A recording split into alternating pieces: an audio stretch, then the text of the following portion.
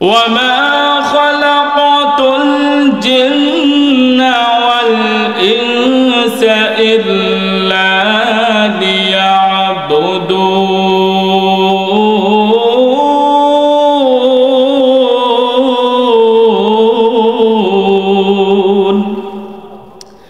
আল্লাহ রাব্বুল আলামিন বলেন, হে পৃথিবীর মানব আর দানব, হে পৃথিবীর জিন এবং ইনসান, হে মানব আর দানব, মানুষ জাত এবং জিন জাত, তোমাদেরকে সৃষ্টি করেছি একমাত্র আমি আল্লাহর ইবাদত করার জন্য। আপনারা বলতে পারেন, ওগো হুজুর, আল্লাহ আমাকে আপনাকে যে সৃষ্টি করেছেন আল্লাহর ইবাদত বন্দেগী করার জন্য, এবার যদি আমরা আল্লাহর ইবাদতে 24 ঘন্টা লেগে যাই, তাহলে আমরা খাওয়াইব কেটায়, আমরা বাড়ির ভাড়া দিব কেটায়, আমার দোকান চালাইব কে, আমার ব্যবসা চালাইব কে, আমার চাকরি বাকরি চালাইব কে, আমার ঘরের আমার বিবির আমার সংসারের ভরণ পোষণ কে দিবে? মুহতারাম হাজিরিন, আল্লাহ রাব্বুল আলামিন আপনি আমাকে পৃথিবীর মধ্যে পাঠিয়েছেন একমাত্র মহান মালিকের গোলামি করার জন্য। কিন্তু আমি যদি আল্লাহর হুকুম এবং নবীর তরিকা অনুযায়ী যদি আমি জীবন যাপন করি, আমার 24 ঘন্টার ভিতরে যা কিছু করব সবগুলো আল্লাহ রাব্বুল আলামিন ইবাদত হিসাবে কবুল করে নেবেন। আল্লাহ রাব্বুল আলামিন বলেন, তুমি ব্যবসা করো, চাকরি করো, হাল চাষ করো, যা কিছু করো, যদি আমি আল্লাহর হুকুম মতো করো, আমার নবীর হাবিবের তরিকা মতন করো, তাহলে তোমার 24 ঘন্টা এমনকি ঘুম তো আমি আল্লাহর ইবাদতের মধ্যে শামিল হয়ে যাবে। সুবহানাল্লাহ, আছেন না ঘুমায় গেছেন আল্লাহই জানে, তো জোরে খন না সুবহানাল্লাহ। মুহতারাম হাজিরিন, আল্লাহ রাব্বুল আলামিন বলেন, তোমাদেরকে আমি সৃষ্টি করেছি আমি আল্লাহর ইবাদত বন্দেগী করার জন্য, আমি আল্লাহর গোলামি করার জন্য। বান্দারে, কিন্তু তুমি এদিকে মানুষের গোলামি শুরু করে দিয়েছো, ব্যবসার গোলামি শুরু করে দিয়েছো, চাকরির গোলামি শুরু করে দিয়েছো। এ বান্দা শোন শোন, এই গোলামি যদি অন্যর গোলামি করে, তাহলে একদিন কিন্তু আমি আল্লাহর সামনে আসতে হবে। তোমাদের জন্য এমন একটি জাহান্নাম রেখে দেওয়া হয়েছে, আমি আল্লাহর গোলামি যদি না করো, তাহলে তোমাদেরকে জাহান্নামের মধ্যে নিক্ষেপ করা হবে। আর জাহান্নামের আগুন এমন ভয়াবহ আগুন, এমন ভয়াবহ অবস্থা হবে, যেই ভয়াবহ অবস্থা তোমরা সহ্য করতে পারবে না।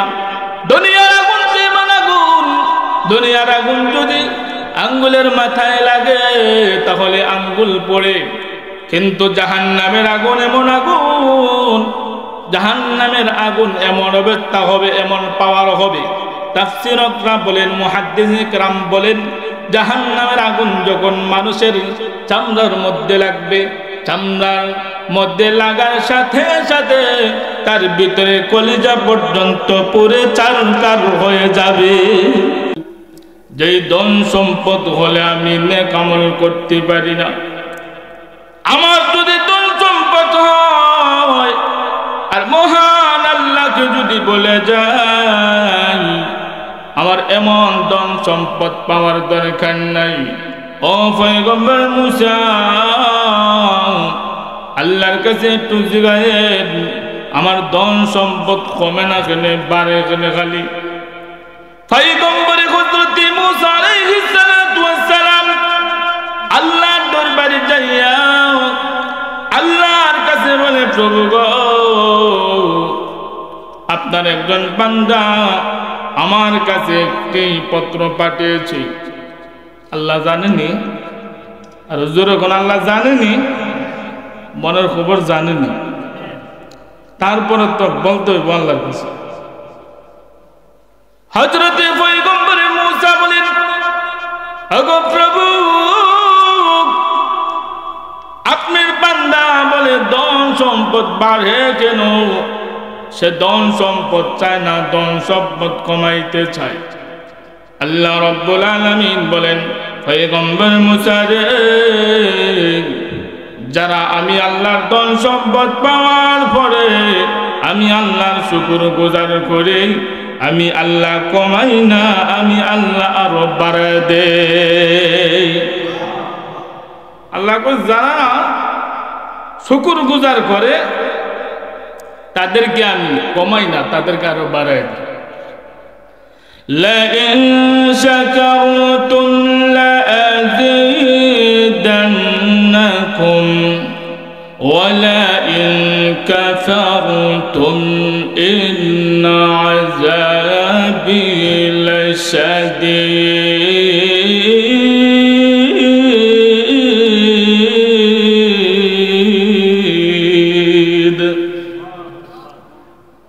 আল্লাহ রাব্বুল আলামিন বলেন, পৃথিবীর মানুষেরা শুন, আমি আল্লাহর পক্ষ থেকে তোমরা যখন কোন নিয়ামত পাও, ধন সম্পদ যাই কিছু পাও, আমি আল্লাহর পক্ষ থেকে যখন নিয়ামত পাও, বান্দারে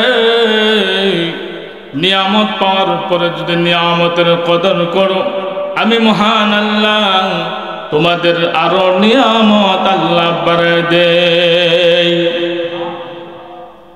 কিন্তু যদি আমার নিয়ামত পাওয়ার পরে আমি আল্লাহর পক্ষ থেকে নিয়ামত পাওয়ার পরে ওই নিয়ামতকে যদি বলে যাও, নিয়ামতের যদি কদর করো না, আমি আল্লাহ সম্পদ দান করেছি, এই সম্পদ পাওয়ার পরে বেহুদা কাজে লাগাও, ফুটবল কাজে টুর্নামেন্ট লাগাও, ঘোড়ার দৌড় দেওয়াও, বিভিন্ন খেলাধুলার মধ্যে যাও, বিভিন্ন দেশের মধ্যে তাকিয়া টাকা পয়সার মালিক হওয়ার পরে আমি আল্লাহ তোমাকে টাকা পয়সার মালিক বানানোর পরে তুমি আমি আল্লাহর শুকর আদায় না করে আরো বেহুদা কাজ করো, যখন আমার নাফরমানি করো, আমি আল্লাহ রাব্বুল আলামিন তোমার সমস্ত সম্পত্তি তো কেড়েই নিব, আমার নিয়ামত যা দিয়েছিলাম কেড়ে নিব, তোমাকে কঠিন আযাব গজব দ্বারা আমি গ্রেফতার করে দিব। নাউযুবিল্লাহ। ছোট্ট একটি উদাহরণ দিন, বলে হুজুর কেমনে? আল্লাহ ধন সম্পদ দান করছে, দান করছে, এটা আবার নিব কেমনে? মুহতারাম হাজিরিন, ধন সম্পদ পাওয়ার পরে যদি কদর না করেন, ওই ধন সম্পদ কেমনে নিব? এক নাম্বার হলো ধন সম্পদ দিছে, ধন সম্পদের কদর যদি না করো ধন সম্পদ নিয়ে যাবে। দ্বিতীয় নাম্বার হলো আযাব দিব, গজব দিব। আল্লাহ বলছে, উদাহরণ মনে করেন একজন মানুষের একটা রোগ হইল, রোগ হয়নি মানুষের আসেনি, তো জোরে কন ইউ জগন্নাথপুর মনে রোগ নাই? নাই। আপনাদের আওয়াজ বুঝে রোগ টুক নাই, সব ভালো মানুষ। রোগ আছে, কিন্তু রোগের মধ্যে ব্যবধান আছে। গরিব যে বেটা, এ বেটার যদি দাঁতে ব্যথা হয়, বেড়া দেখবেন বিভিন্ন গাছের পাতালাতে আছে, এগুলা আপনার খেজাইতে ধরে রাখে, ধরে রাখার পরে বেদনা ডিসমিস, বেদনা কি ডিসমিস। আর যার কুটি কাটার টেকা আছে হে তার ধরেন না, হে ধরেন উসমান মেডিকে যাওয়ার লাগে স্কোয়ারে যাওয়ার পরে আপনার চিল্লি তো আছে, লাগে 50-60 হাজার টাকা, 50-60 হাজার টাকা পায় না দে, ডাক্তারে দিত না। ওই ঢাকা পর্যন্ত আসা যাওয়া করবে, টাকা দিল, টাকাও গেল, বেদনা দে, এটা বোনাস। এটা কি দা বোনাস? আল্লাহ রাব্বুল আলামিন বলেন, পৃথিবীর মানুষেরা আমি আল্লাহ তোমাদেরকে ধন সম্পদ দান করেছি, এই ধন সম্পদের নিয়ামতের যদি কদর না করো, আমি আল্লাহ তোমাকে কঠিন আযাব দিব, গজব দিব, নিয়ামত চিনাই দিব। নিয়ামত কি? মনে করেন টাকা পয়সা হয়েছে, একটা রোগ হওয়ার মাধ্যমে এই টাকা পয়সা আপনার চলে গেল, আর রোগের মাধ্যমে কষ্ট পাইলেন, এটা হলো আযাব আর গজব। বুঝাইতে পারছি? তো মুহতারাম হাজিরিন, সেজন্য এই মাহফিল আসার কারণে আমরা ঠকি নাই। যারা আসছে তারা টকছে, কথা কোন ঠিক কিনা? টকছে। যারা আসছে তারা কি হয়েছে? জিতে গেছে। আর যারা আসে নাই টইকা গেছে। যারা আসে নাই, আমরা চাই না অপর একজন মুসলমান আমার ভাই টকে যাক। আমরা চাই তারাও মাহফিলের প্যান্ডেলে আসুক, আয়সা তারাও জান্নাতি হয়ে যাক। কথা বলেন ঠিক কিনা? মুহতারাম হাজিরিন, বলতেছিলাম এই মাহফিলের মধ্যে আমরা আসলাম। আল্লাহ নবী বলেন যে মাহফিল যেখানে কোরআন হাদিসের মাহফিল হয়, কথা হয়, সেই মাহফিলের আশেপাশে মহান আল্লাহর পক্ষ থেকে রহমতের ফেরেশতা নাজিল হয়। শুধু তাই নয়, যেখানের মধ্যে কোরআন হাদিসের কথা হয়, মহান আল্লাহর পক্ষ থেকে কণা কণা বৃষ্টির মতো রহমতের সাকিনা নাজিল হয়। মুহতারাম হাজিরিন, শুধু তাই নয়, এই মাহফিলের মধ্যে ওই ফেরেশতাগণ আগমন করবেন। ফেরেশতারা আগমন করার পরে মাহফিল যখন সমাপ্ত হয়ে যাবে, মাহফিল যখন গভীর রজনীতে শেষ হয়ে যাবে, এই ফেরেশতা আবার উপরের দিকে যখন চলে যাবে, তাদের ডিউটি যখন শেষ হয়ে যাবে, ডিউটি শেষ হওয়ার পরে তারা যখন চলে যাবে আল্লাহর কাছে, আল্লাহ রব্বুল আলামিনের কাছে সাক্ষাৎ হবে। আল্লাহ রব্বুল আলামিন বলবেন, ফেরেশতারা রে, এত গভীর রজনীতে কোথায় আগমন করলে? ফেরেশতারা তখন শুনে বলে, ওগো প্রভু, এই জমিনের মধ্যে জনাব হাজী আব্দুর রহিম সাহেবের বাড়িতে একটা প্যান্ডেল হয়েছে, কোরআন ও হাদিসের প্যান্ডেল। এই কোরআন ও হাদিসের মাহফিল থেকে আমরা এসেছি। কেন কেন এখানে কি হয়, কি হয়? ফেরেশতারা বলে, প্রভু গো, সেখানের মধ্যে একজন কোরআন সম্পর্কে আলোচনা করে, কোরআন হাদিসের আলোচনা করে, আর কিছু মানুষ বসে বসে কোরআন হাদিসের কথা শুনে। আল্লাহ রাব্বুল আলামিন বলেন, ফেরেশতারা রে, এত গভীর রজনীতে ঠান্ডার মধ্যে তাদেরকে কোন অবস্থায় রেখে এসেছো? ফেরেশতারা বলে, ওগো প্রভু, এই কোরআন হাদিসের মাহফিলের মধ্যে বসে বসে কোরআন হাদিসের কথা শুনে এবং আপনার কাছে মাফ চাই, ক্ষমা চাই, আপনার বরত্ব ঘোষণা করে, আর কি করে কি চাই? ফেরেশতা বলে, ওগো প্রভু, আপনার তৈরি জান্নাতের মধ্যে যেতে চাই এবং জাহান্নাম থেকে মুক্ত চাই, জাহান্নাম থেকে পানা চাই। জিন্দেগীর যত গুনাহ করেছে, এই গুনাহ থেকে লজ্জিত হইয়া দুটা চোখের পানি ছেড়ে দিয়ে আপনার কাছে বলে, আপনার কাছে হাত তুলেছে, আপনার কাছে চাই। আল্লাহ রাব্বুল আলামিন বলেন, ফেরেশতারা রে, আমার বান্দাগুলোদের চাই তারা জাহান্নাম থেকে মুক্তি চায়। জাহান্নাম থেকে কেন মুক্তি চাই? জাহান্নামের মধ্যে কি হয়েছে? জাহান্নামকে তারা কোনোদিন দেখেছে? ফেরেশতারা বলে, প্রভু গো, না না, তারা কোনোদিন জাহান্নাম দেখে নাই। কিন্তু আলেম উলামাগণ বয়ান করেন, আলেম উলামা যখন জাহান্নামের বর্ণনা করেছেন, জাহান্নামের মধ্যে কেউ না যাব হবে, জাহান্নাম জাহান্নামের মধ্যে কেমন ভয়াবহ শাস্তি হবে, জাহান্নামের আগুন কেমন হবে। এই আলেম ওলামা যখন বলে এগুলা বিশ্বাস করেছে, বিশ্বাস করে করে তারা আপনার জাহান্নাম থেকে মুক্তি চায়, জাহান্নাম থেকে পানা চায়। আল্লাহ রাব্বুল আলামিন বলেন তারা কি জান্নাত দেখেছে? জান্নাতের মধ্যে কেমন নিয়ামত হবে, জান্নাতের মধ্যে কি নিয়ামত হবে, তারা কোনোদিন কি দেখেছে? ফেরেশতারা বলে প্রভু গো না না, তারা কোনোদিন জান্নাত দেখে নাই। জান্নাতের মধ্যে কেমন নিয়ামতটা হবে, জান্নাতের মধ্যে কেমন শান্তি হবে, কোনোদিন দেখে নাই। কিন্তু আলেম ওলামাগণ বলেছেন, কোরআন হাদিস থেকে বয়ান করেছেন, কোরআন হাদিস থেকে বয়ান শোনার পরে এগুলা বিশ্বাস করেছে, বিশ্বাস করে করে আপনার কাছে মাফ চায়, ক্ষমা চায়।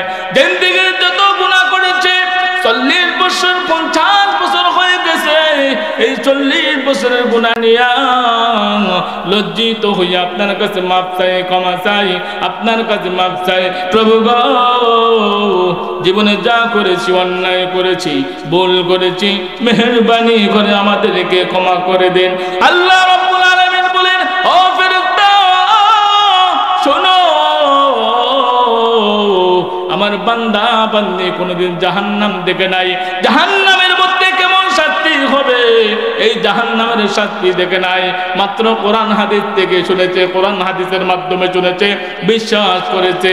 আর জান্নাতের মধ্যে কেমন শান্তি হবে, জান্নাতের মধ্যে কোন নিয়ামত দেওয়া হবে, এই কথা শুনে শুনে বিশ্বাস করেছে।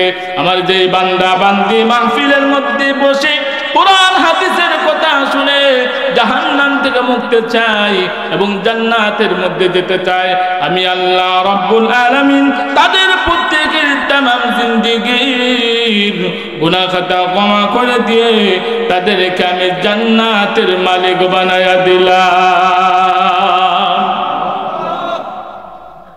তাহলে এই মাহফিলে আসলে লাভ না লস? আর এখন লাভ, লস নাই। সেজন্য যারা এখনো বাড়িতে আছেন, রাস্তাঘাটে আছেন, আপনাদের কাছে আমি অনুরোধ করছি আপনারা চলে আসেন, কারণ এই মাহফিল প্রতিদিন হবে না। তো মুহতারাম হাজিরিন, আমি আপনাদের সামনে কালামুল্লাহ শরীফ থেকে তেলাওয়াত করেছি। তেলাওয়াতের অবস্থা আপনারা অবশ্যই বুঝতে পারছেন কত লম্বা তেলাওয়াত, কিন্তু এতটুকু সময় আমার হাতে নাই। আমার তেলাওয়াত দুটো আয়াতের মধ্যে আল্লাহ রাব্বুল আলামিন 8টা কথা তুলে ধরেছেন। বুঝে থাকলে বলুন কয়টা কথা? কয়টা কথা? 8টা কথা। হযরত আশরাফ আলী থানভী রাহমাতুল্লাহি আলাইহি বলেন, কেউ যদি এই 8টা কথা মানে এবং আমল করে, আল্লাহ রাব্বুল আলামিন তাকে এমন অবস্থা করে দিবেন সে দুনিয়া থেকে আল্লাহর ওলি হয়ে যাবে। আর যখন আল্লাহর ওলি দি হইয়া যায় জাহান্নামে যাইব, আর যখন জাহান্নামে যাইব। আর হযরত সানাউল্লাহ ফানিফতি রাহমাতুল্লাহি আলাইহি বলেন, এই 8টা কথা যারা মানবে কাল কিয়ামতের কঠিন ময়দানে তাদেরকে 8টা জান্নাতের দরজা থেকে আহ্বান করা হবে, আসো আমি জান্নাতের দরজা দিয়ে তুমি ঢুকো। আর যখন জান্নাতে আমরা যাইতে চাইনি, কারা কারা যেতে চাই? সবাই যেতে চায়। আল্লাহ রাব্বুল আলামিন আমাদের সকলকে জান্নাত হিসাবে কবুল করুক, বলেন আমিন। জান্নাতে যেতে চাই, কিন্তু জান্নাতের খাম করতে মন চায়। কারণ আমরা এই পৃথিবীর মধ্যে একদিন ছিলাম না, আজকে আছি, সামনে থাকবো, আওয়াজ দেখুন থাকবো। আপনার আব্বা আছে, অনেকের দাদা আছে, না আসেননি এক সময়, আসেননি এক সময়, এখন নাই, এখন আছে, আবার থাকবে না। কথা আছে, নিঃশ্বাসে বিশ্বাস নাই, নিঃশ্বাসে আমরা কথা বলি ঠিক, নিঃশ্বাসের বিশ্বাস নাই, কিন্তু আমলে আমাদের কিছু নাই। আমলে আমাদের কাছে নাই। আমরা একসময় ছিলাম না, এখন আছি, আবার থাকবো না। আর এই পৃথিবীতে যা কিছু আছে কিছুই থাকবে, আরো জোরে কোন থাকবে, থাকবেন কে? কুল্লু মান আলাইহা ফান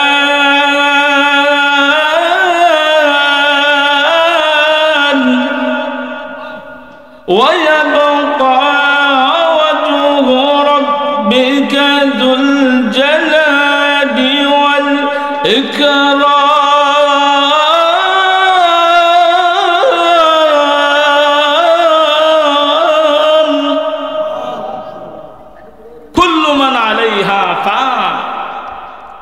সবগুলো ফানা ফানা হয়ে যাবে, তছনছ হয়ে যাবে।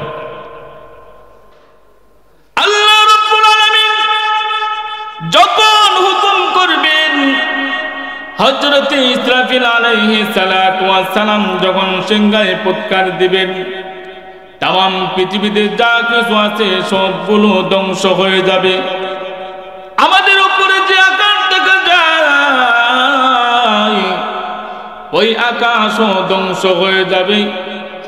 আমাদের নিচে যে জমিন দেখা যায়, জমিনও ধ্বংস হয়ে যাবে। তাম পৃথিবীতে যা কিছু আছে সব ধ্বংস হয়ে যাবে, সব ধ্বংসশীল। থাকবেন একমাত্র কে? কে থাকবেন? তিনি হলেন কে? আরো জোরে বলতে হবে কে? আল্লাহ রাব্বুল আলামিন থাকবেন। কেন না? আল্লাহ রাব্বুল আলামিন হলেন এমন এক চেষ্টা, এমন এক মনিব, যার কোনো মৃত্যু নাই কি নাই, যিনি আছিলেন, এখনো আছেন, সামনেও থাকবেন। কথা কোন ঠিক কিনা? কিন্তু আমাদের অবস্থান ছিল, আমরা একসময় পৃথিবীর মধ্যে ছিলাম না, আজকে পৃথিবীর মধ্যে আছি, আবার আমি থাকবো না। কথা কোন ঠিক কিনা? অল্প কিছুদিনের হায়াত পাওয়ার পরে কত রকমের বাহাদুরি, কিছু টাকা হইলে বাহাদুরের অভাব নাই, কিন্তু আপনি আমার চেয়ে বড় বাহাদুর আছিল, আজকে তাদের টাইম নাই, ভ্যালু নাই। কথা কোন ঠিক কিনা? আপনি আমার থেকে বড় বড় পেলোয়ান, আপনি আমার থেকে বড় বড় দেহের অধিকারী ছিলেন, এমন বড় বড় দেহের অধিকারী ছিলেন, শক্তির দিক দিয়ে বড় ছিলেন, টাকার দিক দিয়েও বড় ছিলেন, বিল্ডিং এর চেয়েও বড় ছিলেন। কিন্তু এই পেলোয়ান আজকে পৃথিবীর মধ্যে নাই। কেন না? সবগুলো হলো ধ্বংসশীল, একমাত্র চিরঞ্জীব কে? আমরা হলো মুস্তাহিদ, আমাদের পেলো নাই, এখন আছি, একটু করে থাকবো না। এমনও হতে পারে আজকে এই প্যান্ডেলের মধ্যে অনেকে জমা হয়ে গেছে, গত বছর অনেকে ছিল, আজকে দুনিয়াতে নাই, আজকে আছে, আবার সামনের বছর নাও থাকতে পারে। কিন্তু মহান আল্লাহ এমন খালেক, এমন মালিক, এমন আল্লাহ, তোনার কোনো মরণ নাই। তিনি এমন একজন আল্লাহ, এমন এক খালেক, এমন এক মালিক, তিনি আগেও ছিলেন, এখনো আছেন, ভবিষ্যতে থাকবেন কিনা? আরো জোরে কোন থাকবেন কিনা? আল্লাহু লা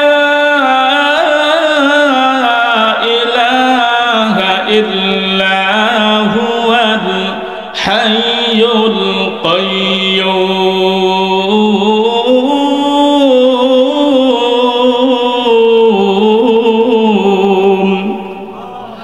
লা তাখুযুহু সিনাতুহু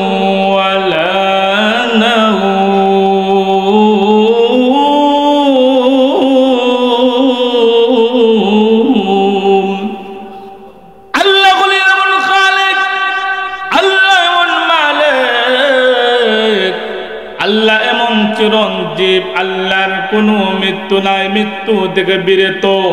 আল্লাহ মৃত্যু নামক জাত থেকে কি বিরত? আল্লাহ এমন খালিক, আল্লাহ ছিলেন এখন আছেন, সামনেও থাকবেন, কিন্তু আমরা এক সময় ছিলাম না, এখন আছি, সামনে আবার থাকবো না, কিন্তু আবার আমাদেরকে তোলা হবে। কালকে আমাদের কঠিন ময়দানে আপনি আমাকে তাম পৃথিবী থেকে চলে গেল, কিয়ামতের কঠিন ময়দান যখন সংগঠিত হবে, আল্লাহর দরবারে সেখানে দাঁড়াতে হবে। আল্লাহর সামনে দাঁড়াইয়া জিন্দেগিতে যা কিছু করেছ এই সময়ের হিসাব আল্লাহর দরবারে একদিন দিতে হবে। আল্লাহ রাব্বুল আলামিন বলেন, কাইফা তাকফুরুনা বিল্লাহি ওয়া কুনতুম আমওয়াতান ফাআহইয়াকুম সুম্মা ইউমীতুকুম সুম্মা ইউহয়িকুম সুম্মা ইলাইহি তুরজাউন।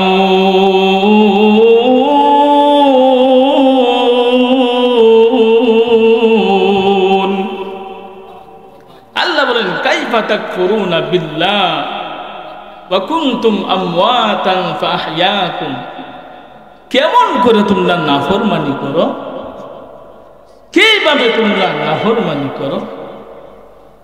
হ্যাঁ, আমি আল্লাহর জমিন ব্যবহার করো, আমি আল্লাহর রিজিক ব্যবহার করো, আমি আল্লাহ তোমাদেরকে অক্সিজেন দান করেছি, আমার অক্সিজেন ব্যবহার করো, আমি আল্লাহ যত নিয়ামত দিয়েছি সব নিয়ামত ভোগ করো।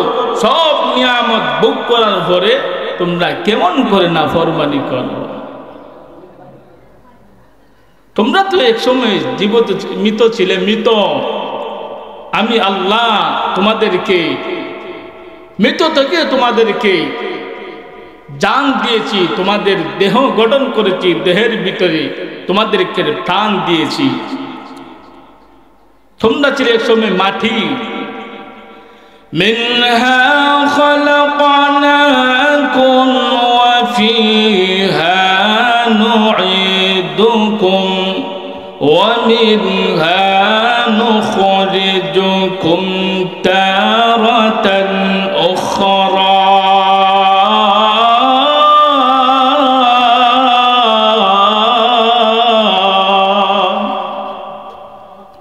তোমাদেরকে সেই মাটি থেকে সৃষ্টি করা হয়েছে, আবার তোমাদেরকে মাটির সাথে আবার বিলীন করে দেওয়া হবে।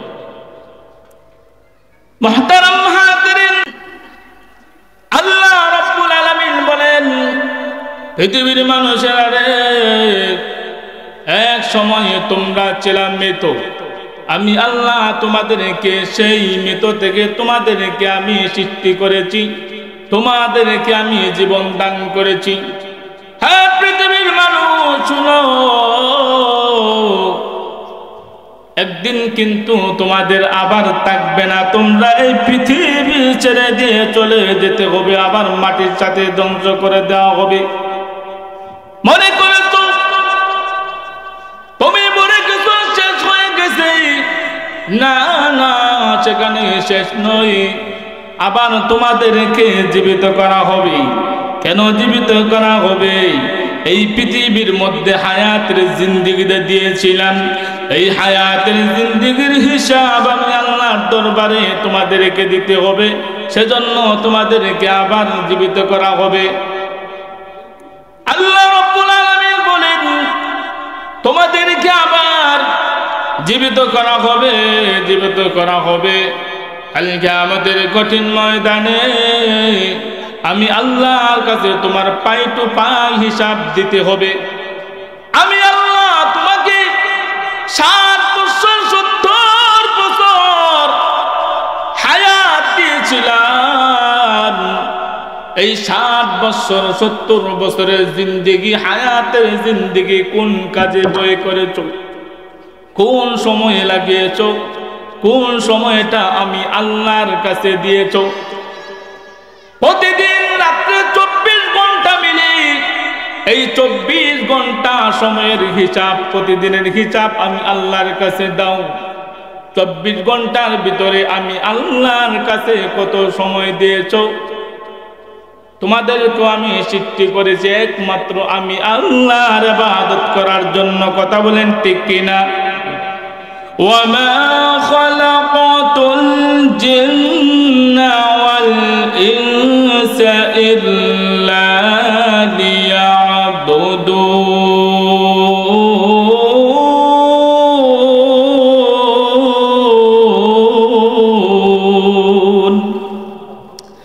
আল্লাহ রাব্বুল আলামিন বলেন, হে পৃথিবীর মানব আর দানব, হে পৃথিবীর জিন এবং ইনসান, হে মানব আর দানব, মানুষ জাত এবং জিন জাত, তোমাদেরকে সৃষ্টি করেছি একমাত্র আমি আল্লাহর ইবাদত করার জন্য।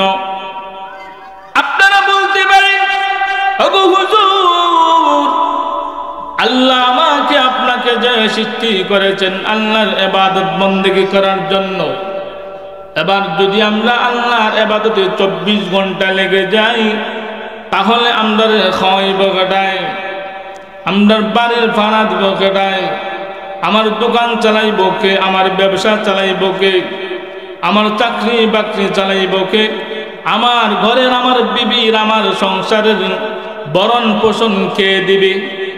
মুহতারাম হাজিরিন, আল্লাহ রাব্বুল আলামিন আপনি আমাকে পৃথিবীর মধ্যে পাঠিয়েছেন একমাত্র মহান মালিকের গোলামি করার জন্য।